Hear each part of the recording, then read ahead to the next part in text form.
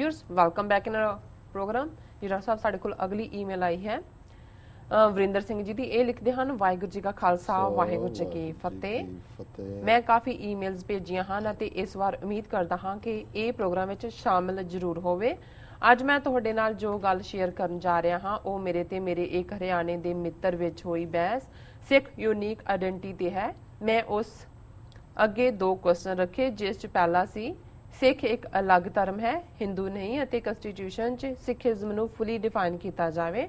दूसरा 1984 ਦਾ ਜਸਟਿਸ, ਪਰ ਉਹ ਜਵਾਬ ਨਹੀਂ ਦੇ ਪਾਇਆ ਤੇ ਗੱਲਾਂ ਨੂੰ ਘੁਮਾਉਣ ਲੱਗ ਪਿਆ।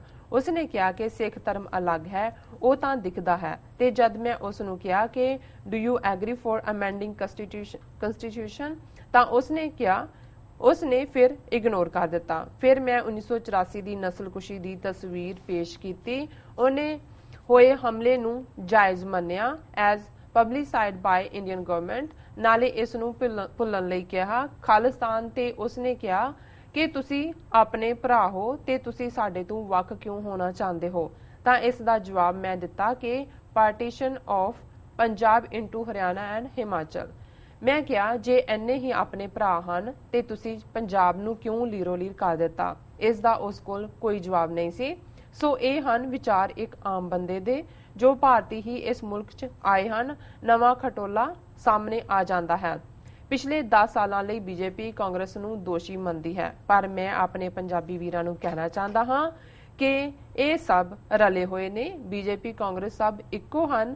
ਬੀਜੇਪੀ ਦੇ ਵਾਅਦੇ ਦੇਖ ਲਵੋ। ਰੋਬਰਟ ਵਾਡਰਾ ਅੱਜ ਖੁੱਲਾ ਘੁੰਮ ਰਿਹਾ ਹੈ, ਜਿਸ ਦੇ ਖਿਲਾਫ ਬੋਲ ਕੇ ਮੋਦੀ ਨੇ ਵੋਟਾਂ ਹਾਸਲ ਕੀਤੀਆਂ, 15 ਲੱਖ ਹਾਰ ਕੇ ਕਿਸ ਦੇ ਖਾਤੇ 'ਚ ਪਾਈਆਂ। ਤੇ ਲੇਟੈਸਟ ਰਾਜਸਥਾਨ ਸੀਐਮ ਵਸੁੰਧਰਾ ਰਾਜੇ, ਸੁਸ਼ਮਾ ਸਵਰਾਜ ਅਤੇ ਲਲਿਤ ਮੋਦੀ।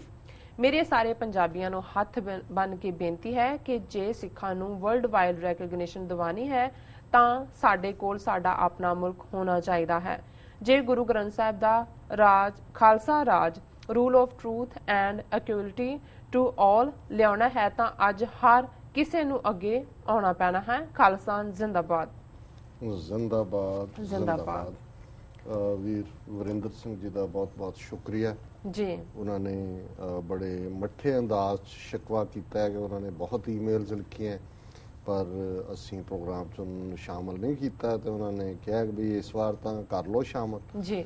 ਉਹਨਾਂ ਦੀ ਗੱਲ ਠੀਕ ਹੈ। ਮੈਂ ਕਈ ਵਾਰ ਅੱਗੇ ਵੀ ਕਿਹਾ ਵੀ ਬਹੁਤ ਵਾਰ ਇੱਕੋ ਹੀ ਵਿਸ਼ੇ ਦੇ ਉੱਤੇ ਬਹੁਤ ਸਾਰੀਆਂ ਲਿਖਤਾਂ ਹੁੰਦੀਆਂ ਨੇ ਜੀ, ਤੇ ਉਹਦੇ 'ਚੋਂ ਅਸੀਂ ਕੋਈ ਸੈਂਪਲ ਇੱਕ ਪਿਕ ਕਰ ਲੈਂਦੇ ਔਰ ਕਈ ਵਾਰ ਵੈਸੇ ਹੀ ਇੰਨਾ ਕੁ ਵੋਲਿਊਮ ਹੈ ਹੁਣ ਲਿਖਤਾਂ ਦਾ ਵੀ ਉਹਦੇ 'ਚ ਅਸੀਂ ਕੋਈ ਡੈਲੀਬਰੇਟਲੀ ਨਹੀਂ ਹੁੰਦਾ ਕਿ ਵੀ ਅਸੀਂ ਇਗਨੋਰ ਕਰੀਏ ਕਿਸੇ ਨੂੰ, ਪਰ ਇਸ ਵਾਰ ਅਸੀਂ ਉਹਨਾਂ ਦੀ ਈਮੇਲ ਸ਼ਾਮਲ ਕਰ ਰਹੇ ਜੀ। ਉਹਨਾਂ ਨੇ ਆਪਣੇ ਕਿਸੇ ਹਰਿਆਣਵੀ ਮਿੱਤਰ ਨਾਲ ਜਿਹੜਾ ਡਾਇਲੌਗ ਜਾਂ ਗੁਫ਼ਤਗੂ ਹੈ ਉਸ ਤੇ ਬੇਸਡ ਉਹਨਾਂ ਨੇ ਕਿਹਾ ਕਿ ਜੀ ਉਹਦੇ ਦੋ ਨੁਕਤਿਆਂ ਤੇ ਉਹਨਾਂ ਨੇ ਗੱਲ ਕੀਤੀ ਕਿ ਸਿੱਖ ਇੱਕ ਅਲੱਗ ਮਜ਼ਹਬ ਹੈ, ਅਲੱਗ ਧਰਮ ਹੈ, ਲੇਕਿਨ ਸਾਨੂੰ ਤੁਹਾਡੇ ਕਨਸਟੀਟਿਊਸ਼ਨ ਦਾ ਆਰਟੀਕਲ 25B ਹਿੰਦੂ ਬਣਾਉਂਦਾ ਹੈ। ਔਰ ਦੂਸਰਾ ਉਹਨਾਂ ਨੇ ਜਿਹੜਾ ਨਵੰਬਰ 84 ਦੀ ਗੱਲ ਕੀਤੀ ਕਿ ਵੀ ਕਿਵੇਂ ਸਾਡੀ ਨਸਲਕੁਸ਼ੀ ਕੀਤੀ ਗਈ, ਔਰ ਉਹਨਾਂ ਨੇ ਕਿਹਾ ਕਿ ਵੀ ਉਹਨਾਂ ਦਾ ਜਿਹੜਾ ਹਰਿਆਣਵੀ ਮਿੱਤਰ ਹੈ ਉਸ ਨੇ ਜਿਹੜਾ ਇਹਨਾਂ ਦੋਨਾਂ ਤੋਂ ਹੀ ਟਾੜਾ ਵੱਟਿਆ। ਉਹਨੇ ਕਿਹਾ ਤਾਂ ਜ਼ਰੂਰ ਹੋਣਾ ਜੀ ਬਹੁਤ ਮਾੜਾ ਹੋਇਆ, ਕੋਈ ਹਿੰਦੂਆਂ ਸਾਰਿਆਂ ਨੇ, ਇੰਦਰਾ ਗਾਂਧੀ ਨੇ ਕੀਤਾ ਜੀ,